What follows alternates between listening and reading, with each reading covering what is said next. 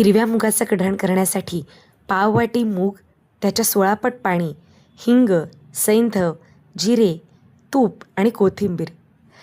हिरवे मूग छान तेल तूप न सोडता कोरडे भाजून घ्यायचेत एक 5 ते 8 मिनटं. त्यानंतर 4 ते 5 तास भिजवून मग त्याच्यामध्ये 16 पट पाणी घालून आपल्याला उकळायचं आहे पूर्ण मूग गाळ शिजेपर्यंत. मूग पूर्ण शिजलेत की नाही हे 2 बोटांनी दाबून नीट बघायचं आहे आणि मग गॅस बंद करून हे कढण गाळून घ्यायचं आहे.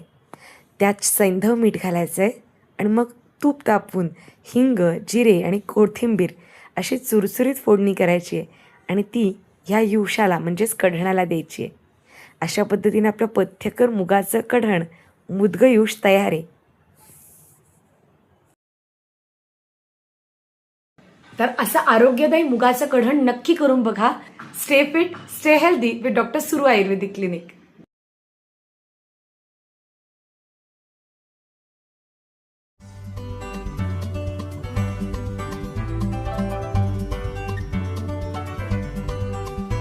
हिरव्या मुगाचं कढण करण्यासाठी पाववाटी मूग, त्याच्या 16 पट पाणी, हिंग, सैंधव, जिरे, तूप आणि कोथिंबीर.